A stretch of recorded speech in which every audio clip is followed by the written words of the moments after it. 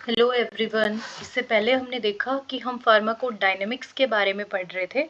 Pharmacodynamics में हमने agonist, antagonist क्या होता है, पार्शियल एगोनिस्ट, इनवर्स एगोनिस्ट क्या होता है, ये सारी चीज़ें देखी थी। एफिनिटी एंड इंट्रिंसिक एक्टिविटी देखी थी। एफिनिटी हमने बताया था कि बाइंडिंग होती है और बाइंडिंग के बाद जो रिस्पॉन्स आता है that is our intrinsic activity. Then हमने different type of intrinsic activities पढ़ी थी। आज हम पढ़ने वाले रिसेप्टर फैमिलीज़ के बारे में। जो हमारी रिसेप्टर फैमिलीज होती है वो हमारी 4 फैमिलीज है, that is ligand gated ion channel, that is called ionotropic receptor as well, then G protein coupled receptor GPCR or metabotropic receptor, then enzymatic receptor and receptor regulating gene expression, that is transcription factor, or we can say nuclear receptor. So starting with the ligand gated ion channel जिसको हम inotropic receptor भी बोलते हैं। अगर ligand gated ion channel को समझें तो इसमें हम नॉर्मली बात कर सकते हैं कि we have a ion channel, कि हमारे पास एक आयन चैनल है जिसमें ड्रग आके बाइंड करेगी। ठीक है, तो लीगेंड पे मतलब कोई लीगेंड गेटेड आयन चैनल मतलब कोई की लीगेंड है, लीगेंड क्या कुछ भी हो सकता है, तो वो क्या है हमारे आयन चैनल पे आके बाइंड करेगा। These cell surface receptors also called ligand gated ion channels, कि ये कहाँ प्रेजेंट है, सेल के सरफेस पे, इनको हम क्या बोलते हैं, ligand gated ion channel and close ion selective channels within their molecules। इन सब चीज़ों को छोड़ के अगर हम समझें कि फॉर एग्जांपल हमारी कोई भी जो लिगेंड है वो हमारे आयन चैनल पे आके जब बाइंड होगा तो हमारा जो आयन चैनल है वो ओपन हो जाएगा। जब आयन चैनल ओपन होगा तो जो डिफरेंट डिफरेंट आयंस है वो हमारे सेल के अंदर चले जाएंगे, तो उससे क्या होगा, या तो हमारी हाइपरपोलराइजेशन कंडीशन आएगी या डीपोलराइजेशन, देन हमारा सेल्यूलर रिस्पॉन्स आएगा। तो इसमें हमने क्या देखा, when ever drug binds, wherever drug binds the channel opens and ions can enter, कि अगर हम देखें जहां भी हमारी ड्रग बाइंड होगी वहां से जो चैनल है वो ओपन हो जाएगा और आयंस उसके थ्रू एंटर कर जाएगा। Binding of agonist to ionotropic receptor, कि उस आइनोट्रोपिक रिसेप्टर पे कोई हमारा एगोनिस्ट बाइंड हुआ। एगोनिस्ट क्या है हमारा, लीगेंड, दैट इज वो पार्शियल एगोनिस्ट भी हो सकता है, इनवर्स एगोनिस्ट भी हो सकता है। तो जो ये चीजें ये हमारी क्या है, ligand, ligand can be partial agonist, agonist और इनवर्स एगोनिस्ट। तो ये हुआ कि हमारे आइनोटोपिक रिसेप्टर पे आके बाइंड कर गया, देन उससे क्या होगा कि जो हमारा आयन चैनल्स थे वो ओपन हो जाएंगे, open the ion channels, like sodium, potassium, calcium, chloride ion channels, ये हमारे जो डिफरेंट डिफरेंट आयन चैनल्स है ओपन हो जाएंगे। Flow of ions through the channel, अब क्या होगा कि जो आयंस का फ्लो है वो अब बढ़ जाएगा, मतलब कि एक तरीके से जो आयंस का फ्लो है हम वो करा रहे हैं। देन उसकी वजह से हाइपर पोलराइजेशन या डीपोलराइजेशन की कंडीशन आएगी। अब हाइपर पोलराइजेशन क्या होता है, हाइपर पोलराइजेशन इज कि जब आपके जो क्लोराइड आयंस है, ठीक है, वो सेल के अंदर मूवमेंट हो रही है उनकी। For example this is our cell, कि ये हमारे क्लोराइड आयंस है और ये जब सेल के अंदर जाने लगेंगे तो क्या होगा, ऑलरेडी इस पे नेगेटिव चार्ज है तो हाइपर पोलराइजेशन हो जाएगा। तो हाइपर पोलराइजेशन को अगर हम समझे, that is movement of chloride ion inside the cell, that is called hyperpolarisation. Then हम बात करते हैं डीपोलराइजेशन की। डीपोलराइजेशन इज कि जब हमारे सोडियम जो आयन है, सोडियम आयन की बात करें, कि जब हमारा जो सोडियम आयन है वो हमारे सेल के अंदर जा रहा है, जो सोडियम आयन की मूवमेंट हो रही है, that is depolarization, means movement of sodium ions inside the cell, that is depolarization. तो जब हमारा हाइपरपोलराइजेशन या डीपोलराइजेशन होगा तो क्या होगा, हमारा टिश्यू रिस्पॉन्स, और वी कैन से कि हमारा सेल्यूलर रिस्पॉन्स आएगा, and that is called ligand gated ion channel, कि इसमें जो है हमारा लिगेंड आयन चैनल के साथ बाइंड करके उस आयन चैनल को ओपन करता है और आयंस के फ्लो को बढ़ाता है। Then examples are nicotinic NM acetylcholine receptor at neuromuscular junction, कि निकोटिनिक में भी कौन सा हमारा NM receptor, then GABA and glutamate receptors in the central nervous system. जैसे अगर हम इसके अकॉर्डिंग समझे, ये हमारा एक लीगेंड है। लीगेंड हमने जैसे बात करी, कोई भी हमारा पार्शियल एगोनिस्ट, इनवर्स एगोनिस्ट या कोई एगोनिस्ट है, तो हमारे यहाँ कैल्शियम आयंस प्रेजेंट है, ठीक है। तो अब क्या हुआ, जैसे ये हमारा आयन चैनल्स था, तो जैसे ही ये लिगेंड इन आयन चैनल्स पे आके बाइंड हो गया, ठीक है। जब आयन चैनल्स पे आके लिगेंड बाइंड हुआ तो हमारा क्या हो गया, जो हमारा आयन चैनल था वो ओपन हो गया, और जो ये हमारे कैल्शियम आयंस थे, ये अब इनका फ्लो स्टार्ट हो गया, ये अंदर जाने लग गए ना, that is flow of ion, ठीक है, थ्रू द आयन चैनल, की आयंस का जो है फ्लो इंक्रीज हो गया, फ्लो होने लगे। यहाँ इसमें अगर हम देखें तो इसमें कोई फ्लो नहीं हो रहा था, ये जो हमारी मेम्ब्रेन है इसके मतलब कि ऊपर वाले पोर्शन में ही हमारे कैल्शियम आयंस थे, अब इसके आयन चैनल के थ्रू ये आयंस मूव करने लगे थे। तो जब ये मूवमेंट होगी तो हाइपरपोलराइजेशन या डीपोलराइजेशन की कंडीशन आएगी, और क्या होगा, हमारा सेलुलर रिस्पॉन्स आएगा। देन इसी में हम समझे कि जो हमारे लिगेंड गेटेड आयन चैनल है वो हमारे पेंटामरिक या ट्राई सब यूनिट होते हैं। उनमें दो चीजें समझते हैं, पेंटामरिक क्या है और ट्राई सब यूनिट क्या है। Pentameric means 5, penta means that is 1, ये हो गया हमारा 1, ये हो गया हमारा 2, ये हो गया 3, ये 4 एंड ये 5। तो इनको हम बोल रहे हैं पेंटामरिक, इनकी वजह से। अब ये क्या है, जैसे ये हमारा हो गया अल्फा, ये हमारा हो गया बीटा, ये हो गया हमारा फिर से अल्फा, देन बीटा, देन एक हो गया हमारा गामा। तो ट्राई सब यूनिट मतलब कि 2 अल्फा, 2 बीटा और 1 गामा। तो सब यूनिट कितनी होगी, अल्फा बीटा गामा, 3 सब यूनिट हो गई। और वैसे कितने, पेंटामर, यानी कि 5 है, तो it is pentameric and try subunit, ठीक है। देन जैसे ही यहाँ हमारा कोई भी लिगेंड आएगा, लिगेंड बाइंडिंग डोमेन, यानी कि लिगेंड यहाँ पे बाइंड होगा, तो ये जो आयन चैनल है वो हमारा आयन चैनल क्या हो जाएगा, ओपन हो जाएगा, और जो ये आउटसाइड ऑफ सेल जो हमारे आयंस थे, अब वो इनसाइड द सेल मूव करने लगेंगे आयन चैनल के थ्रू। तो अब ये था हमारा लिगेंड गेटेड आयन चैनल, कि जिसमें क्या हो रहा था, हमारा जो भी लिगेंड था वो आयन चैनल पे आके बाइंड कर रहा था।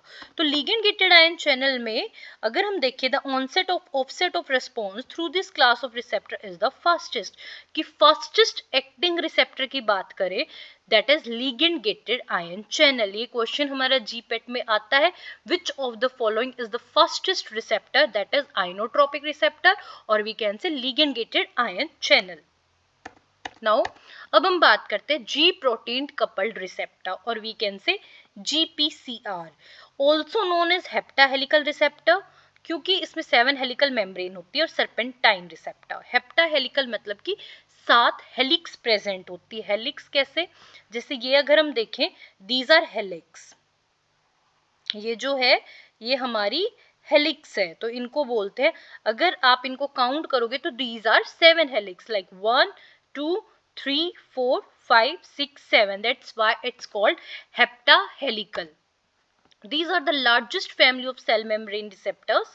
G proteins are, ये जो है हमारी सबसे लार्जेस्ट फैमिली है, ये चीज याद रखना। G proteins are membrane proteins, 3 सब यूनिट्स होती है इसमें, with GDP bound to सब यूनिट। इसमें हमारी क्या है कि 3 सब यूनिट होती है, और इसमें हमारी जो GDPS 3 सब यूनिट्स कौन सी हमारी, that is alpha beta and gamma, ठीक है। हमारी 3 सब यूनिट है इसमें, अल्फा बीटा एंड गामा। ये थोड़ा गलत हो गया, इसको हम सही कर लेंगे।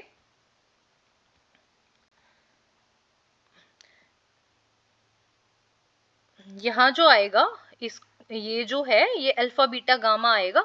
GPCR transmembrane receptors which control cell functions. अब 3 पाथवेज है इसमें, like adenylyl cyclase, phospholipase C and ion channels. तो पहले इसको एक बार यहाँ से समझते हैं कि जी प्रोटीन कपल्ड रिसेप्टर में हो क्या रहा है।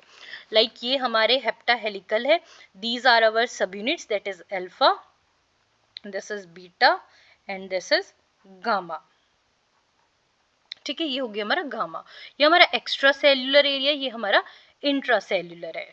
तो इसमें ये हमारा क्या है कि यहाँ हमारा कोई भी मतलब ड्रग आके जब बाइंड होगी तो उससे क्या होगा, अभी इस कंडीशन में क्या है कि जो हमारा जीटीपी है वो जीडीपी में कन्वर्ट है, दैट इज ट्राइग्वेनोसिन ट्राइफॉस्फेट जो है वो ग्वेनोसिन डाइफॉस्फेट में कन्वर्ट है इस कंडीशन में।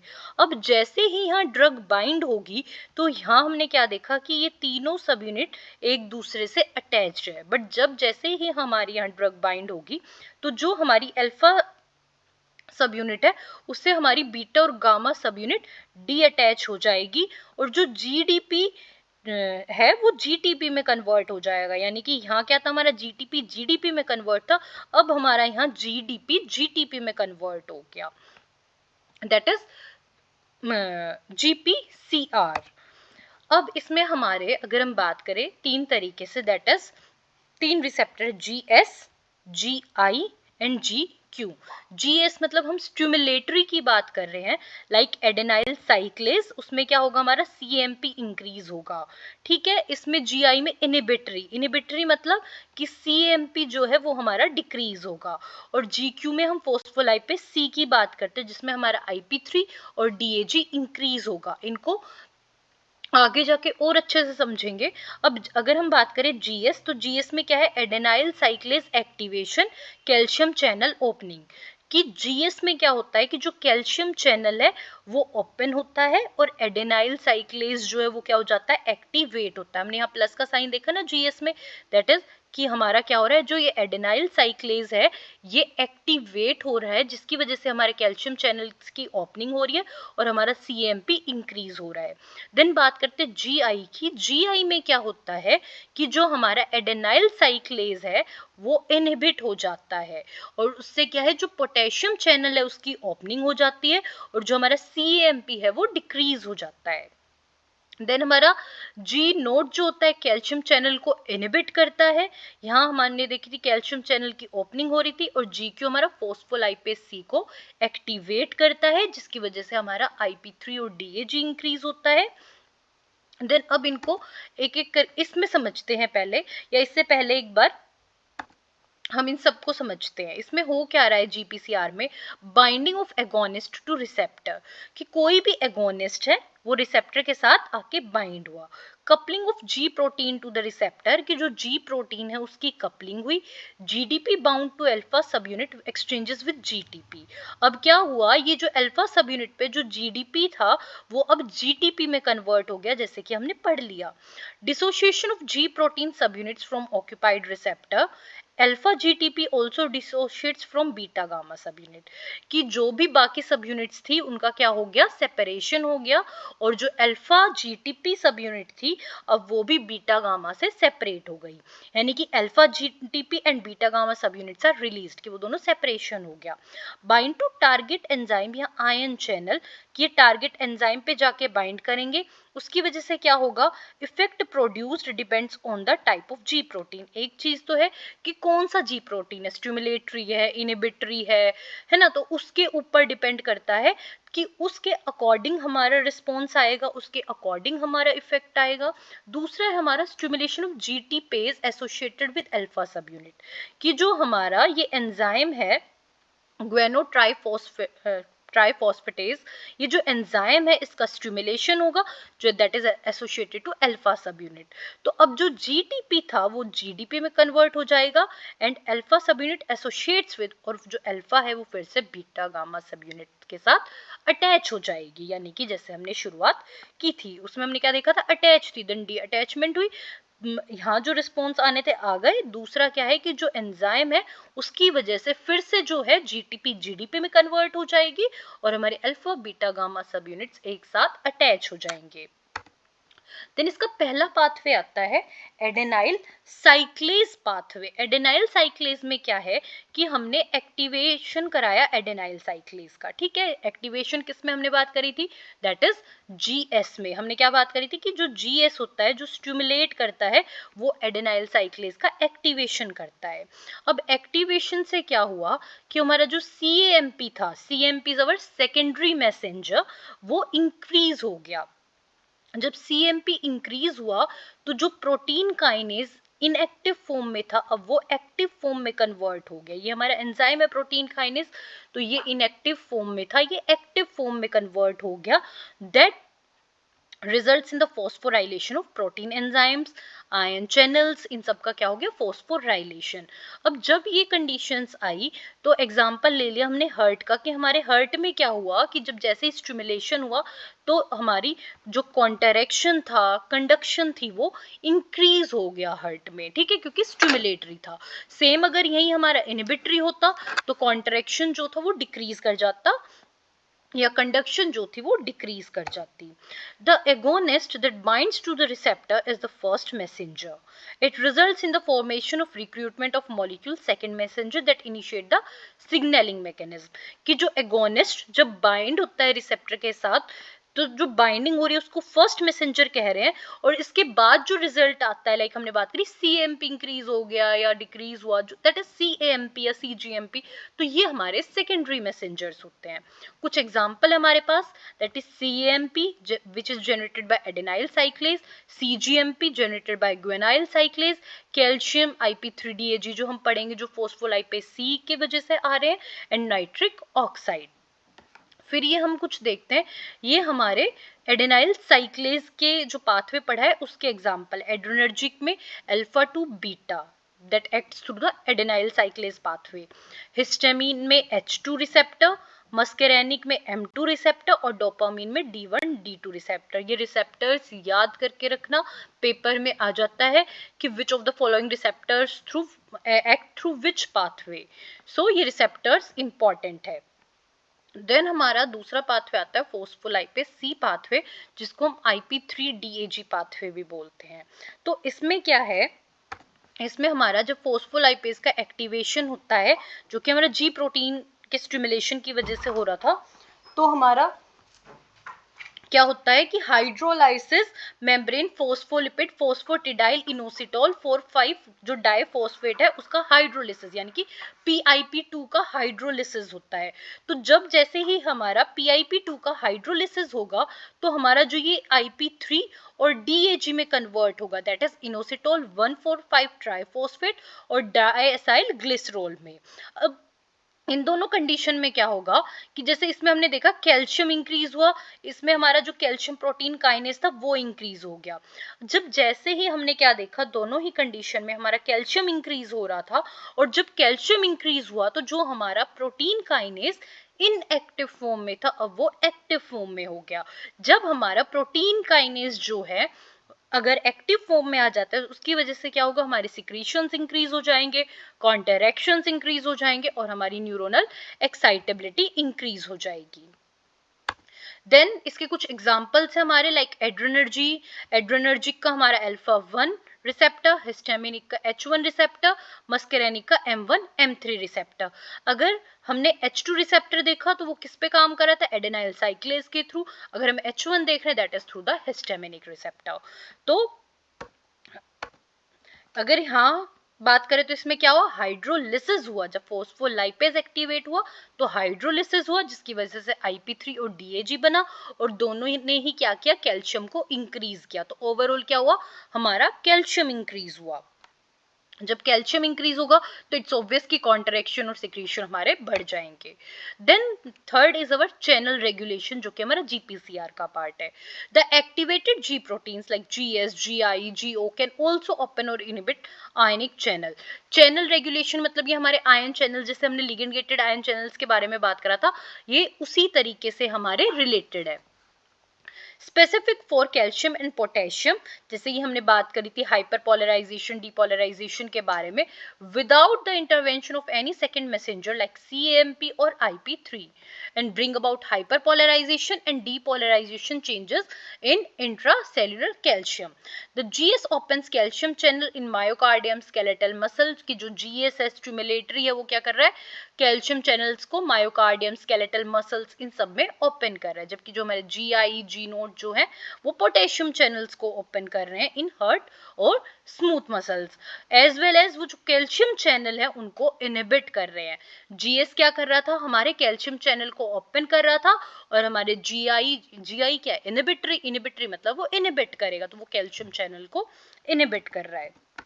तो अब हम समझते हैं कि ओवरऑल हमें उसमें से क्या समझ आया। सो स्टार्टिंग विद दिस, कि हमारा रिसेप्टर है, इस रिसेप्टर पे आके कोई भी मैसेंजर और वीकेंड से कोई भी ड्रग आके बाइंड कर गई, तो हमने क्या देखा था, हमारी 3 सब यूनिट है, अल्फा बीटा गामा।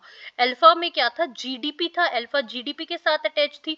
जब ये आके बाइंड करेगा तो जो हमारी जीडीपी थी वो अब जीटीपी में कन्वर्ट हो जाएगी, और जब जीटीपी में कन्वर्ट होगी तो अब अल्फा सब यूनिट जो था वो अब जीटीपी, अल्फा जीटीपी सब यूनिट बन चुका है।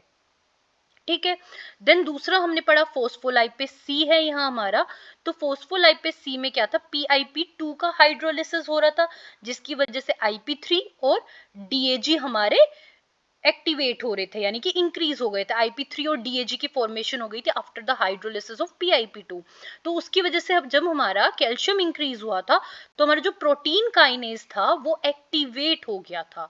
देन प्रोटीन काइनेज एक्टिवेट होने के बाद हमारा सेल्यूलर रिस्पॉन्स आया था, रिस्पॉन्स इन सेल, कि जो हमारा ATP प्लस प्रोटीन था वो ADP प्लस प्रोटीन P और रिस्पॉन्स इन सेल, यानी कि ओवरऑल देखें तो जो हमारा प्रोटीन काइनेज एक्टिवेट हुआ था that gives the cellular response.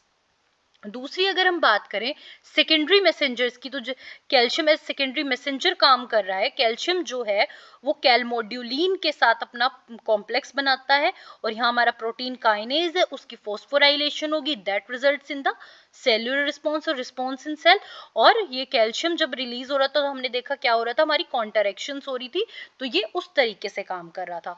सो हमने अगर हम देखें कि हमारे GPCR में इंपॉर्टेंट क्या है, like this is heptahelical serpentine receptor, दूसरी चीज लार्जेस्ट फैमिली होती है हमारी, और इसमें 3 सब unit that is alpha beta gamma सब यूनिट्स होती है।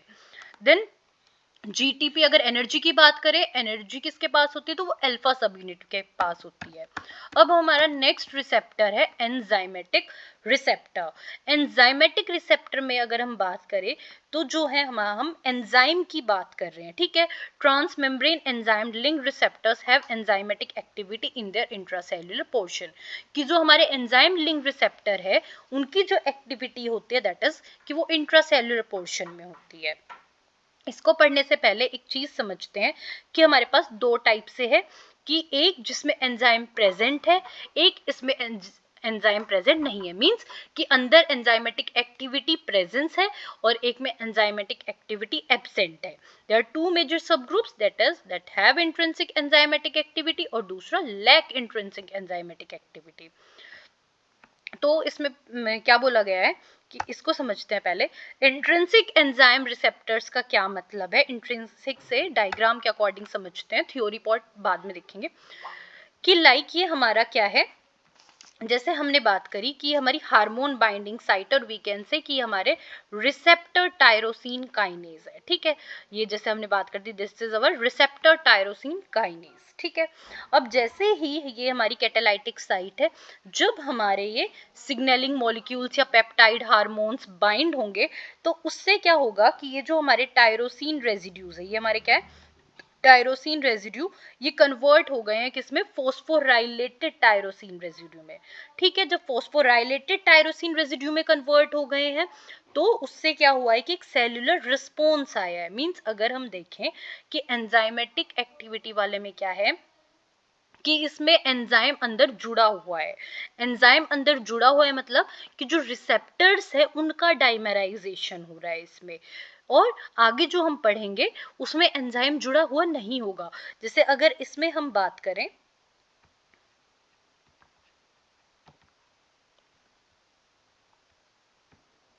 जैसे कि इसमें हम बात करें तो आप ये देखोगे कि ये जो दोनों हैं ये जुड़े हुए हैं, ठीक है। इन दोनों का क्या है, एक दूसरे के साथ डाइमर फॉर्म कर रहे हैं। तो एंजाइमेटिक एक्टिविटी में क्या चीज मेन है, डाइमराइजेशन, की वो डाइमर फॉर्म करते हैं, ठीक है। देन दूसरे में अगर हम बात करें, दूसरा जो नॉन एंजाइमेटिक एक्टिविटी का that is JAK STAT binding receptor. तो इसका डायग्राम समझते हैं। जैक स्टेट में क्या है, सेम हमारा ये क्या है, रिसेप्टर टायरोसिन काइनेज की हमारे जो हमने यहाँ बात करी थी that is hormone binding sites. तो ये हमारी हार्मोन बाइंडिंग साइट्स है। अब यहाँ जैसे साइटोकाइंस आके बाइंड कर गए, साइटोकाइंस आके बाइंड करेंगे तो उससे क्या होगा, सबसे पहले हमारा जो जैक है, जैक एक्टिवेट हो जाएगा, ठीक है। जैक आके इससे अटैच हो गया, जैक आएगा देन स्ट्रेट को बुलाया जाएगा, जैक स्ट्रेट को बुलाएगा, देन स्ट्रेट आके बाइंड हो जाएगा। अब स्ट्रेट क्या करेगा, स्ट्रेट देखेगा अपने आप को सेपरेट कैसे करूं, तो स्टेट अपने आप को क्या कर लेता है, सेपरेट कर लेता है। और जो ये स्टेट है, ये स्टेट अपना डाइमराइजेशन करा लेता है। उसमें हमने क्या पढ़ा था, उसमें हमारा हो रहा था रिसेप्टर का डाइमराइजेशन जिसमें एंजाइम प्रेजेंट था। अब जिसमें एंजाइम अंदर प्रेजेंट नहीं है उसमें हमारा जो स्टेट है उसका डाइमराइजेशन हो रहा है। This is the difference between enzymatic and no enzymatic. तो अब इनकी थ्योरी पार्ट देखते हैं। Transmembrane enzyme link receptors have enzymatic activity in the intracellular portion, कि जिनमें अगर एंजाइमेटिक एक्टिविटी है तो वो कहाँ है, इन इंट्रासेल्युलर, ये जो अंदर का पोर्शन है इंट्रासेल्युलर पोर्शन में एंजाइमेटिक एक्टिविटी है उसकी बात कर रहे हैं हम। The agonist binding site and the catalytic site lie respectively on the outer and inner face of the plasma membrane, कि जो हमारी एगोनिस्ट की बाइंडिंग साइट है, agonist this is binding site, तो ये हमारी आउटर पे है, और जो कैटालाइटिक साइट है ये हमारी अंदर इनर पार्ट पे है, यही चीज बोली गई है इसमें। फिर हमने पढ़ा दो मेजर सब ग्रुप्स है जिसमें इंट्रिंसिक एंजाइमेटिक एक्टिविटी है और जिसमें इंट्रिंसिक एंजाइमेटिक एक्टिविटी नहीं है, लाइक जैक स्ट्रेट काइनेज है, ठीक है, JAK STAT is Janus kinase है, उसके बारे में पढ़ेंगे। देन इंट्रिंसिक एंजाइम रिसेप्टर्स में क्या बात करें कि कोई भी एगोनिस्ट आया उसका बाइंडिंग हुआ, लाइक इंट्रिंसिक एंजाइम रिसेप्टर में आ गया हमारा tyrosine kinase, mainly tyrosine kinase जैसे इंसुलिन के लिए, एपिडर्मल ग्रोथ हार्मोन्स के लिए, उन सब के लिए। तो binding of agonist like insulin की बाइंडिंग हुई जो बाहर का जो हमारा हार्मोन बाइंडिंग साइट था उस बाइंडिंग साइट पे, तो उसमें क्या हुआ, डाइमराइजेशन ऑफ द रिसेप्टर, ठीक है, रिसेप्टर का डाइमराइजेशन हुआ। जब रिसेप्टर का डाइमराइजेशन हुआ, stimulate intrinsic kinase activity intracellular part of the receptor, जिसकी वजह इसमें क्या हुआ कि जो इंट्रिंसिक काइनेज था, वी कैन से कि जो टायरोसिन काइनेज था उसकी जो एक्टिविटी थी वो स्टिमुलेट हुई। अब स्टिमुलेट हुई तो टायरोसिन रेजिड्यू का जो था वो फॉस्फोराइलेशन हो गया, जैसे कि हमने उसमें भी देखा, और जब फॉस्फोराइलेशन होगा तो हमारे इसमें जीन ट्रांसक्रिप्शन और वो प्रोटीन सिंथेसिस ये सारी चीजें होगी, देन हमारा टिश्यू रिस्पॉन्स आएगा, ठीक है, ये हमने समझ ही लिया है। देन जैक स्टेट में बात करें कि JAK STAT is Janus kinase signal transducer and activator of transcription signaling pathway. इसमें क्या है, हमारा रिसेप्टर है, जैक है और स्टेट है।